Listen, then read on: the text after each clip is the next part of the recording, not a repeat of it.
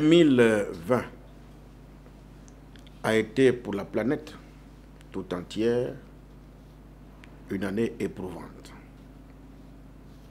du fait de la maladie du Covid-19.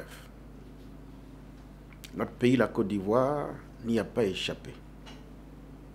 La maladie nous a fortement secoués et secoué notre économie, déjà si fragile parce que dominée par le secteur informel. Après donc ce cas de maladie, qui est donc loin d'être dompté, 2020 a également connu les élections présidentielles.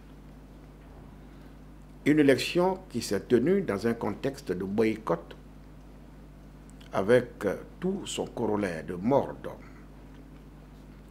J'y ai personnellement participé parce que pour moi, l'enjeu de ce scrutin, c'était la paix sociale, la stabilité. Ce pays naguère stable et paisible ne peut pas donner au reste du monde le sentiment d'avoir perdu son génie. Le peuple de Côte d'Ivoire ne peut pas s'éterniser dans la belligérance. Notre responsabilité, c'est de bâtir l'avenir de nos enfants. Mais je dis à la fin de ce scrutin, il faut tirer tous les enseignements de ce scrutin de façon objective, sans complaisance, de sorte que plus jamais dans ce pays, une autre élection présidentielle ne se tienne dans ces mêmes conditions. Là, j'ai préféré des résultats imparfaits à la guerre civile. Mais il faut maintenant s'organiser pour que vive la démocratie sur notre sol. Il n'y a pas de jeu au monde qui se solde par deux vainqueurs. Mais pour que les vaincus respectent leur sort, verdict, il faut que les arbitres soient neutres, crédibles et respectés. En d'autres mots, Obama le disait, ce dont l'Afrique a besoin, ce n'est pas des hommes forts, des institutions fortes.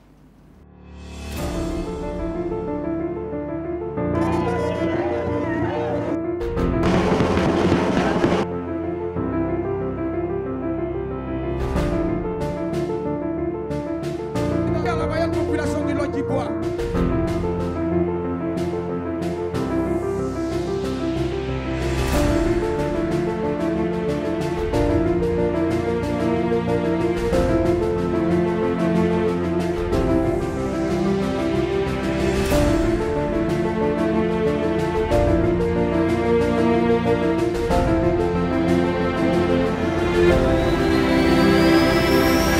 Vive la démocratie.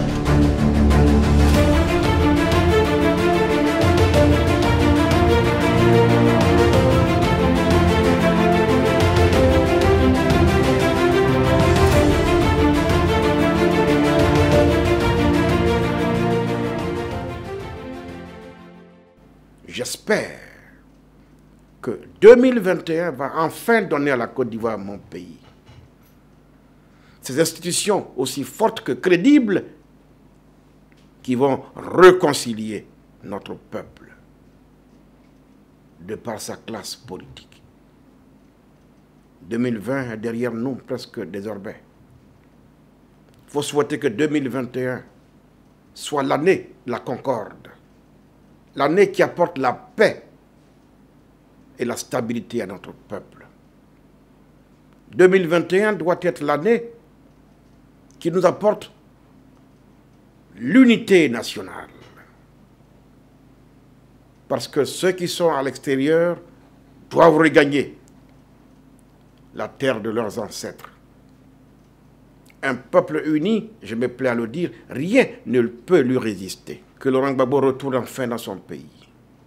Que Charles Blé Goudé retourne enfin dans son pays. Que tous ceux qui sont encore éparpillés de par le monde, au Ghana, un peu partout, rentrent dans leur pays. Qu'enfin tous les prisonniers politiques, s'il y en a encore, tous recouvrent leur liberté. La Côte d'Ivoire est un tout qui a besoin de tous. Parce qu'il nous faut remettre le peuple ivoirien au travail. Seul le travail va libérer notre peuple et nous donner notre vraie indépendance.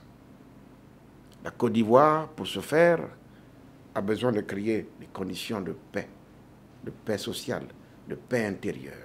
Je rêve de ce que 2021 soit l'année de l'industrialisation de la Côte d'Ivoire par la transformation sur place de nos matières premières pour que nous soyons maîtres du prix de ces matières premières. Notre partenaire privilégié a toujours été la France.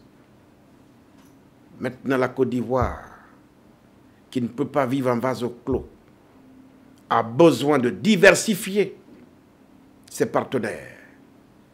Et cette pandémie de la Covid nous a montré la puissance de la Chine. Je rêve de ce que 2021, en voulant transformer donc nos matières premières, surtout qu'un pays comme la Chine nous accompagne dans cette politique ambitieuse d'industrialisation et de transformation de nos matières premières. Voici mes attentes pour 2021.